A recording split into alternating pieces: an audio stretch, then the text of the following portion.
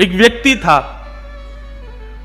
लड्डू गोपाल जी की सेवा करता था, लेकिन उसका एक मित्र था, वो शंकर जी की सेवा करता था।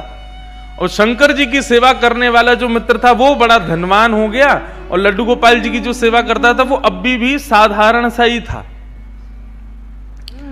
एक दिन दोनों मित्र मिले तो शिव जी की आराधना करने वाला भक्त लड्डू गोपाल जी की आराधना करने वाले से बोला, भाई तुम आज तक कभी उठ नहीं पाए, तुम उसी स्थान पर हो, उतने ही दायरे में हो, कभी बढ़ नहीं पाए आगे। गोपाल जी की सेवा करने वाला बोला, मेहनत तो बहुत करता हूं लेकिन क्या करूं, बढ़ ही नहीं पा रहा। शिव आराधक ने कहा कि एक काम करो, तुम अपने आराध्य बदल दो।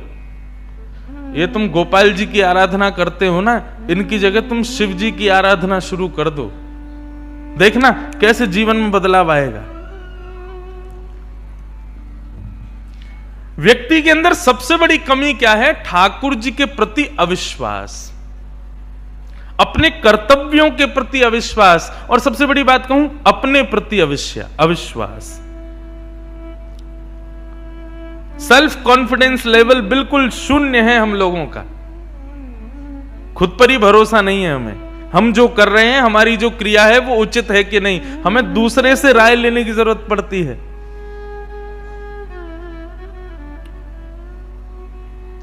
ठीक है, गुरुजनों से, विद्वत जनों से, श्रेष्ठ जनों से पूछना चाहिए, लेकिन ऐसे नहीं कोई भी मिल जाए उससे तुरंत पूछ लेना, हम ऐसा करते हैं, ऐसा ठीक है कि नहीं, ये करते हैं, ये ठीक है कि नहीं, ऐसा करते हैं, ये उचित है कि नहीं। नहीं, सबसे मत पूछो।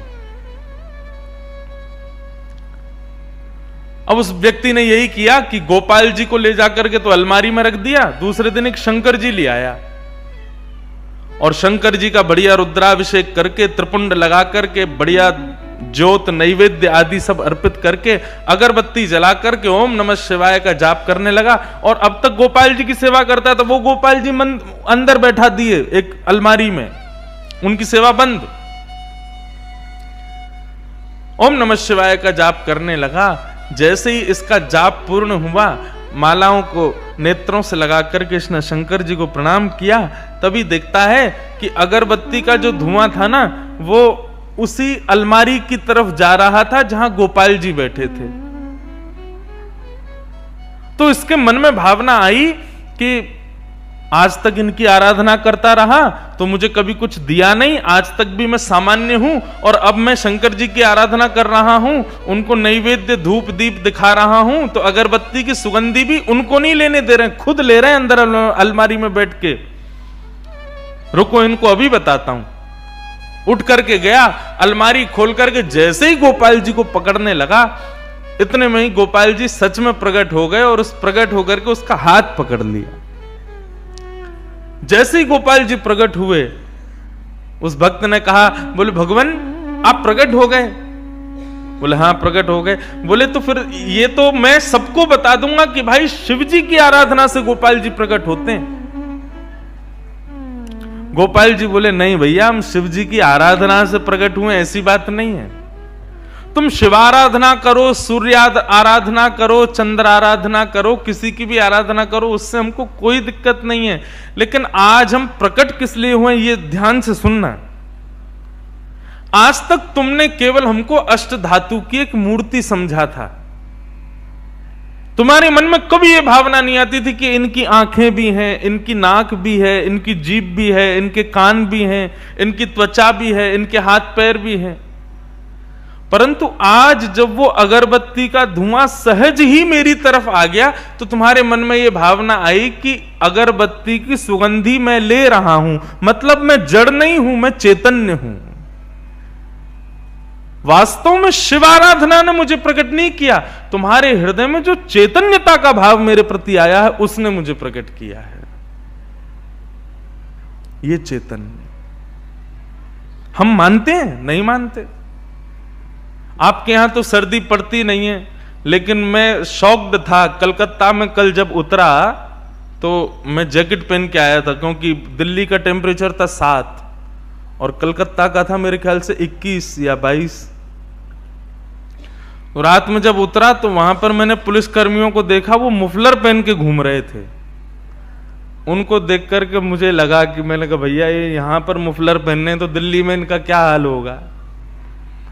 आपके बंगाल में तो सर्दी हमारे लायक तो नहीं पड़ती, पर ऐसी शीतकाल में कई लोग घरों में सेवा करते हैं, ठाकुर जी को स्नान कराते हैं और स्नान के लिए शीत जल से ही स्नान करा देते हैं। ये भी विचार नहीं करते कि थोड़ा जल जो है थोड़ा गुनगुना कर लें, इसको थोड़ा उष्ण कर लें। क्यों? ये शीत जल से आप क्यों स्नान करा देते हो? क्योंकि आपके हृदय में ठाकुर जी के प्रति चैतन्यता नहीं है।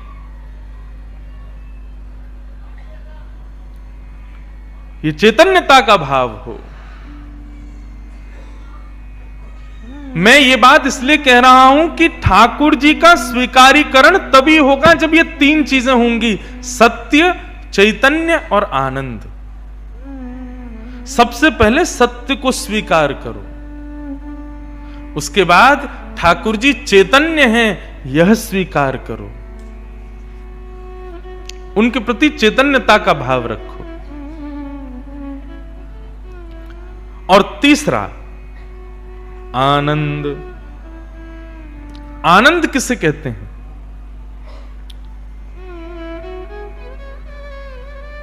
कल रात में न्यू ईयर था और लगभग भारतवर्ष के सब युवाओं ने 10 बजे ही 9 बजे ही अपने घरों का त्याग कर दिया होगा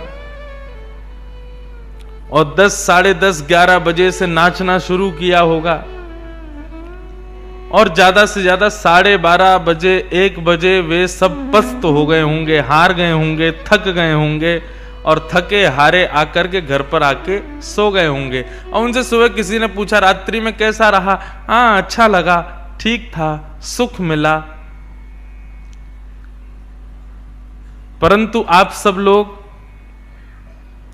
आज 1 जनवरी है, सवेरे 9:30 बजे से तैयार हो, मंदिर से कलश यात्रा लेकर के आए हो, यहां आकर के फिर प्रसाद पाया है, 2:30 बजे से व्यास जी का इंतजार कर रहे हो, 4 बजे व्यास जी मंच पर आए हैं, अभी 5 बज रहे हैं, सुबह 10 बजे से लेकर के 5 बजे तक की आपकी ये यात्रा इतनी लंबी हो गई, लेकिन अभी आप अगर दर्पण निकाल के अपना मुखमंडल देखोगे तो एक अद्भुत प्रसन्नता मुख पर प्रकट हो रही है। इसी को आनंद कहते हैं। ताली बजाने का मन करे जोर से बजाओ, कंजूसी नहीं करो उसमें।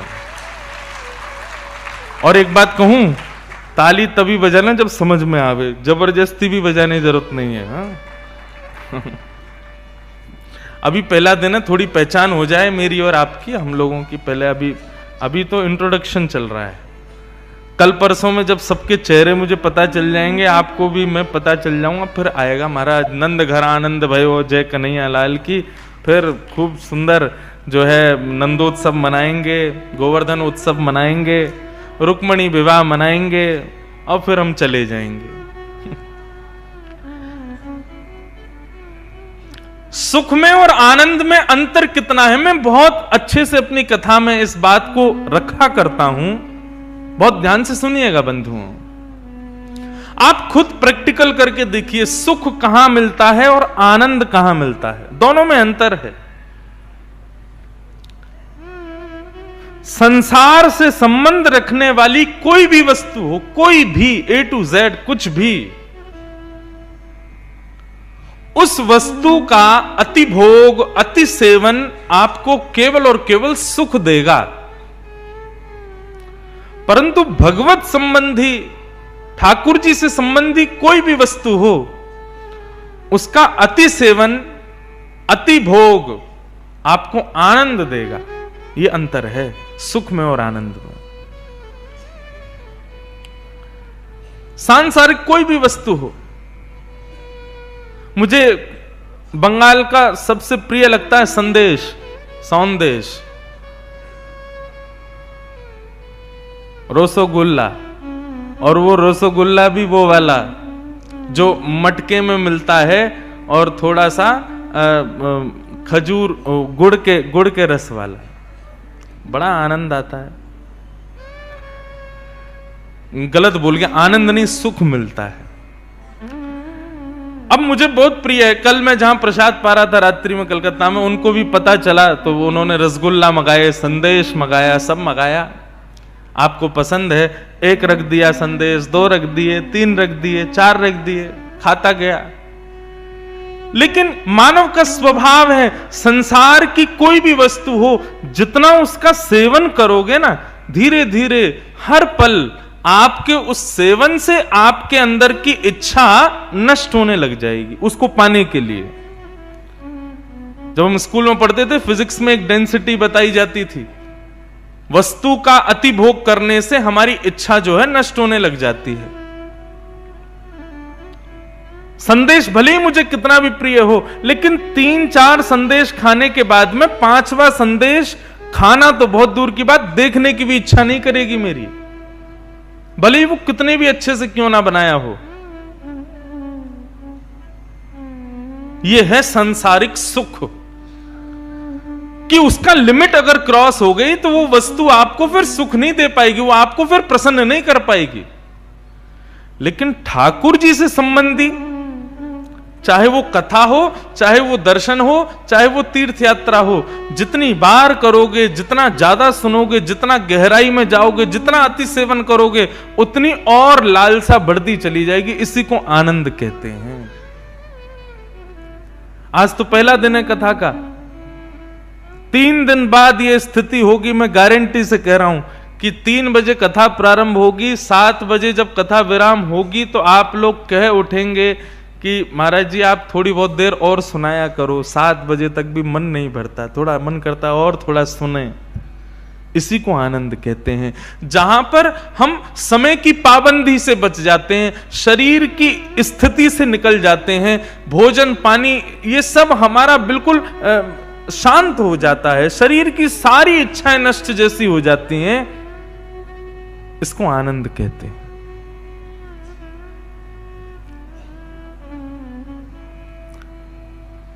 यही अंतर है सुख में और आनंद में। तो भगवान के 3 मुख्य स्वरूप बताए गए हैं। पहला, जो व्यक्ति सत्य को स्वीकार करता है भगवान उसके पास है। जो ठाकुर जी को चैतन्य मानता है भगवान उसके पास है। और जो आनंद में ही सराबोर रहता है ठाकुर जी उसके पास हैं।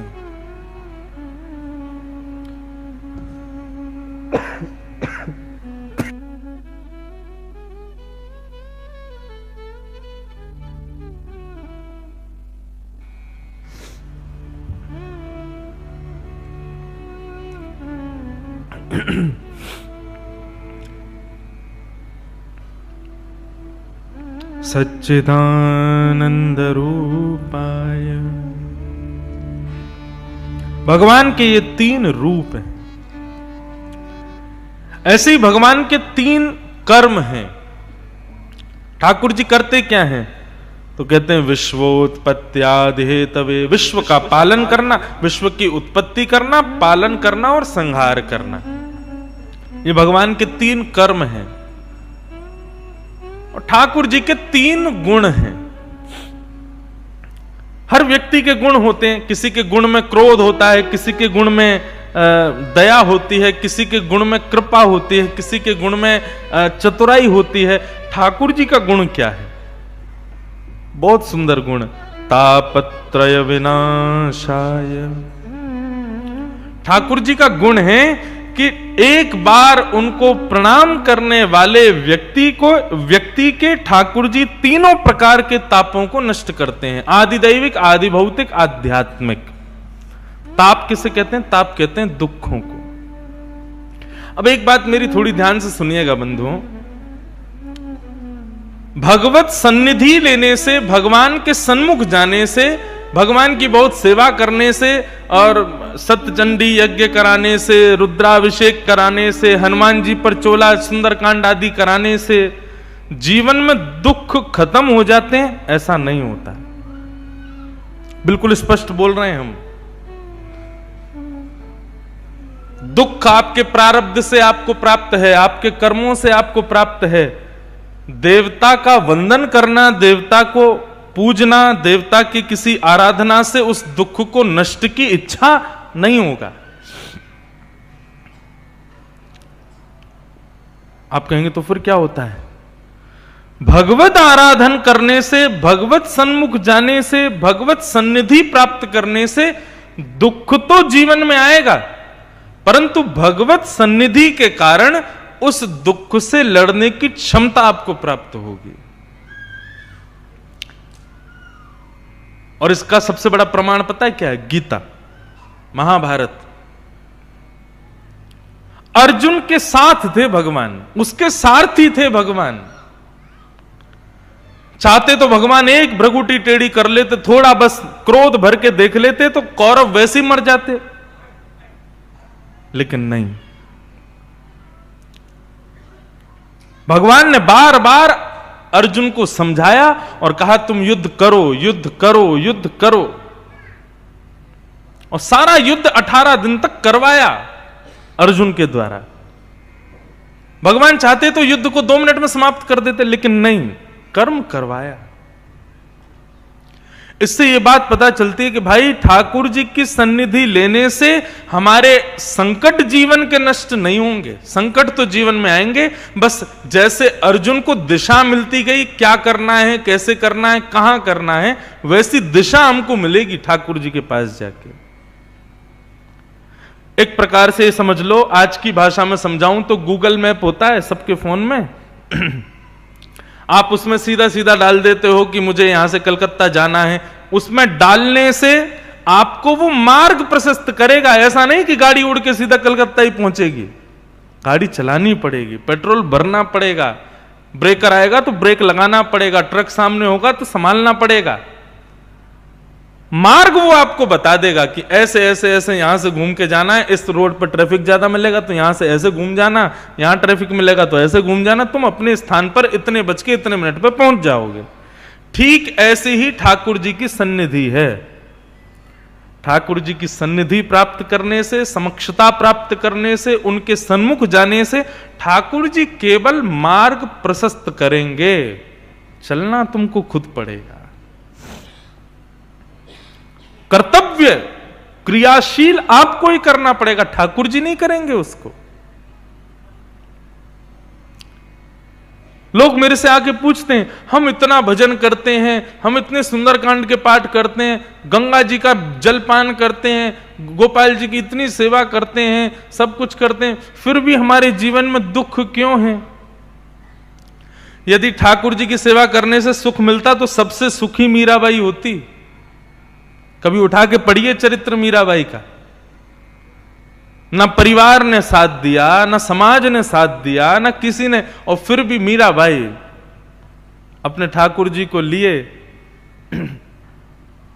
भाई छोड़या बंधु छोड़या, छोड़या जग सोई। भाई छोड़या बंधु छोड़या, छोड़या जग सोई। साधुअन संग बैठ बैठ, साधुअन संग बैठ, साधुअन संग बैठ बैठ, साधुअन संग बैठ, लोक लाज खोई रे मेरे तो गिरधर गोपाल, मेरे तो गिरधर गोपाल, मेरे तो गिरधर गोपाल, मेरे तो गिरधर गोपाल, दूसरो न कोई, दूसरो न कोई।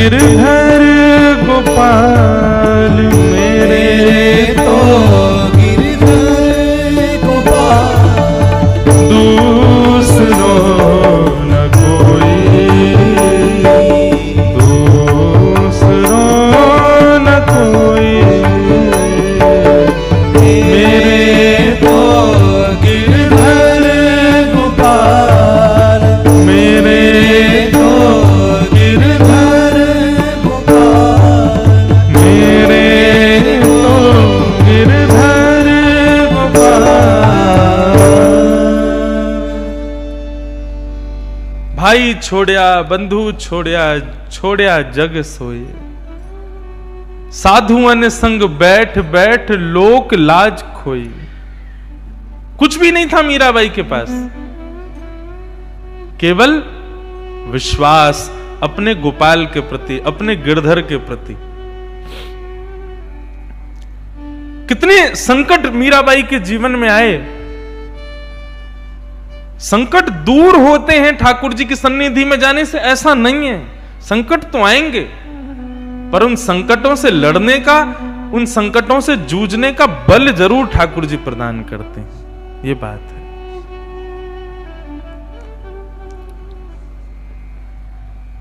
मैं कथा आजकल अपनी कथा में कहा करता हूं, जगन्नाथ जी के प्रिय भक्त हुए श्री माधव दास जी। माधव दास जी को एक बार बहुत बड़ा रोग हो गया, पेट का रोग। बार बार उनको शौचालय जाना पड़ता था। इतने बीमार हो गए कि अब स्वयं से अपने मलमूत्र को पहुंच भी नहीं पा रहे, अपने आप को साफ भी नहीं कर पा रहे थे। तब ऐसी स्थिति में जगन्नाथ जी स्वयं आ गए उनकी कुटिया में और आकर के जल भर के लामे और श्री माधव दास जी के अंग को पहुंचे, अंग को साफ करें। माधव दास जी के जब नेत्र खुले तो देखा कोई और नहीं, मोर मुकुट वंशीधारी स्वयं जगन्नाथ जी लगे सेवा में। माधव दास जी रोने लगे, बोले भगवान आप क्या कर रहे हो? ठाकुर जी बोले क्यों माधव, तुम भक्ति मेरी सेवा करना जानते हो, मैं अपने भक्तों की सेवा नहीं कर सकता। माधव दास बेचारा मेरा इतनी पीड़ा में है, इतने कष्ट में है, उसको पेट का रोग हो गया है, वो स्वयं को स्वच्छ नहीं कर पा रहा। यदि मैं इतना कर दूं तो मेरी कोई प्रभुता घट थोड़ी जाएगी। मैं कोई ऐसा थोड़ी है कि भगवान तत्व से कोई पदभ्रष्ट हो जाऊंगा, क्या बुराई है? माधव दास जी बोले बुराई कोई नहीं है भगवान, लेकिन मुझे चिंता ये इस बात की हो रही है, आप मेरे मैले शरीर को साफ करना आपको मंजूर है, मेरे दूषित शरीर को पानी डाल करके स्वच्छ करना आपको मंजूर है, आप मुझे ठीक ही कर दीजिए ना, मेरी पीड़ा ही दूर कर दो ना। ये जो बीमारी मुझको हो गई है, इस बीमारी को सही कर दीजिए ना। आपको करना ही नहीं पड़ेगा ये सब, आपके लिए कौन सी बड़ी बात है। एक बार हाथ फेर दो, बस मैं बिल्कुल स्वस्थ हो जाऊंगा, ठीक हो जाऊंगा, मेरी पीड़ा दूर हो जाएगी, अपने आप पहुंच लूंगा अपने शरीर को। आप पीड़ा दूर नहीं कर रहे हो और मेरे शरीर को साफ करने आ गए हो यहां पर, ऐसा क्यों? स्वयं जगन्नाथ जी कहते हैं माधवदास,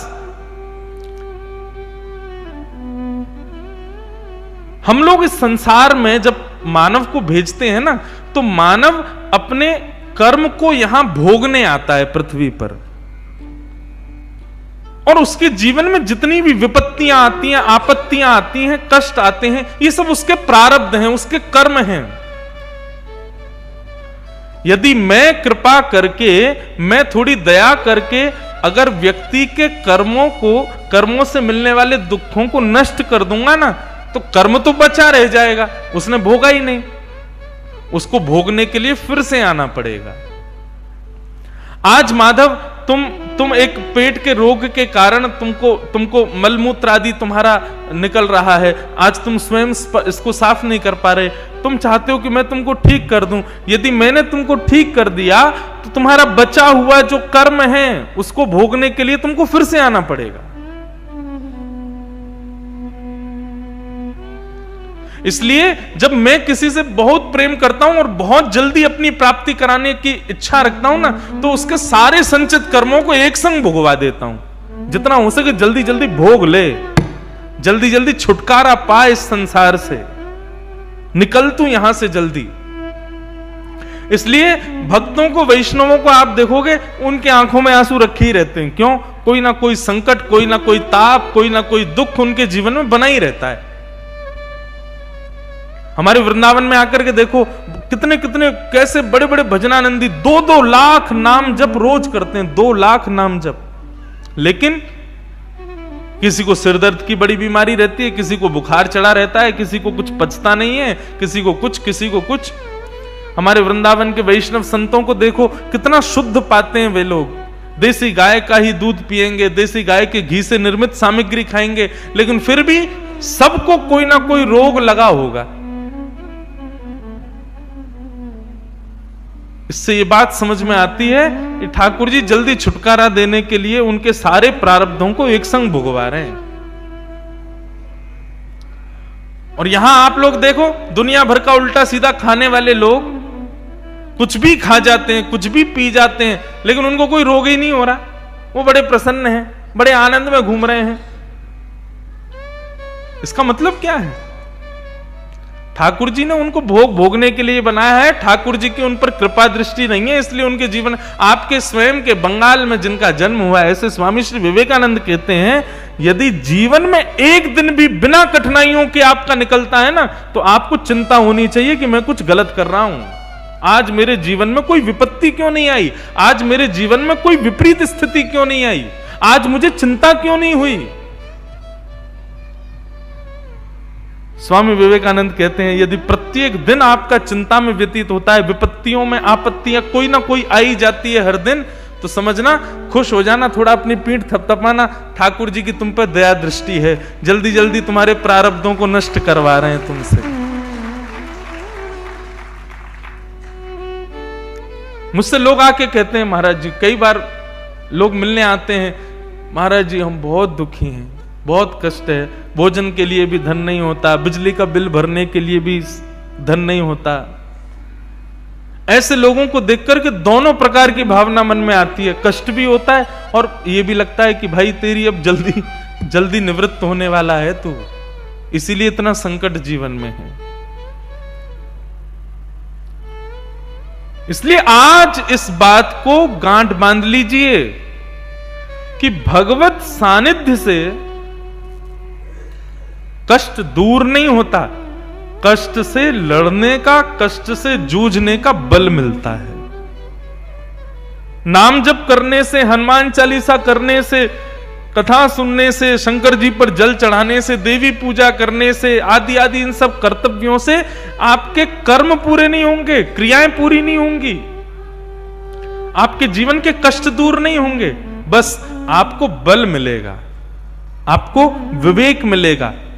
स्वयं श्री तुलसीदास जी महाराज कहते हैं, बिन सत्संग विवेक न होई और राम कृपा बिन सुलभ न सोई। सत्संग करने से, भगवत सन्निधि जाने से विवेक मिलता है। एक विवेक का मतलब क्या है? विवेक का मतलब शुद्ध बुद्धि, सद असद का ज्ञान करवाने वाली बुद्धि, वो विवेक से प्राप्त होती है। और विवेक कथा से प्राप्त होता है, सत्संग से प्राप्त होता है।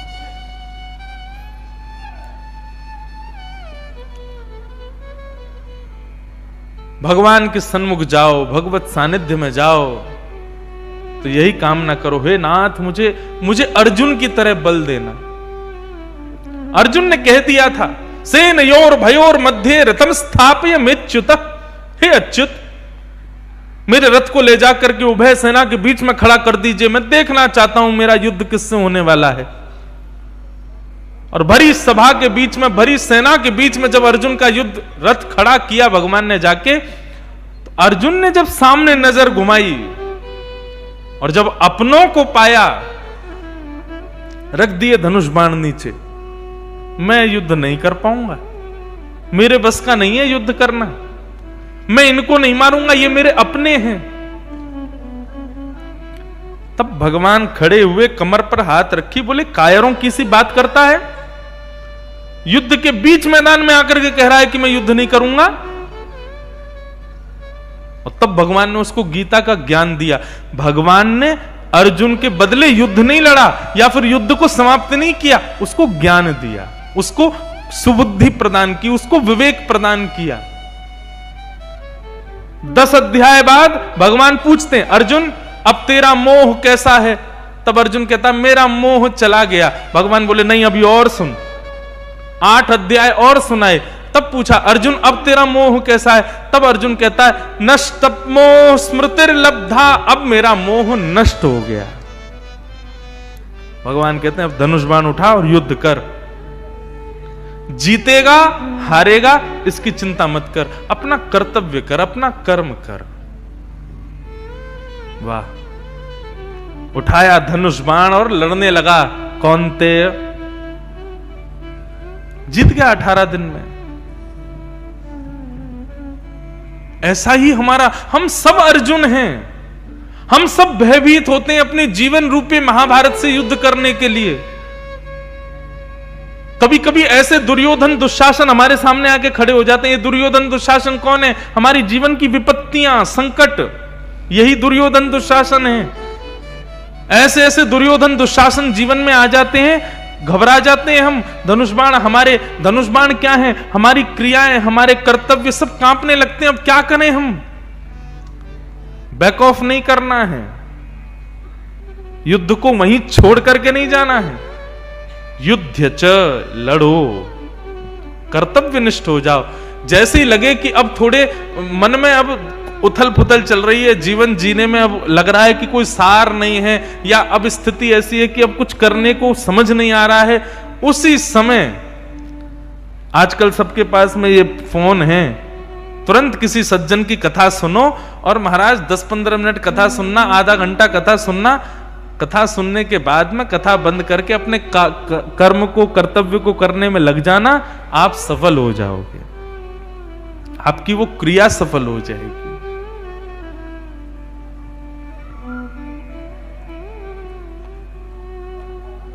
तापत्रय विनाशाय श्री कृष्णाय वयं नमः। ऐसे श्री कृष्ण को हम बारंबार प्रणाम करते हैं। बंधुओं, एक प्रकार से यह भी समझ सकते हैं कि भगवत शरणागति करने से, भगवत सानिध्य लेने से संकट तो जीवन में आएगा, लेकिन बिना भगवत सानिध्य के जितना कष्ट वो संकट देगा ना, भगवत सानिध्य के बाद उतना कष्ट नहीं देगा। पीड़ा तो होगी लेकिन उतनी नहीं होगी। मीराबाई को भी विष पिलाया था, ध्रुव प्रहलाद के अभी हम चरित्र सुनेंगे, सबके जीवन में संकट आया है, लेकिन ठाकुर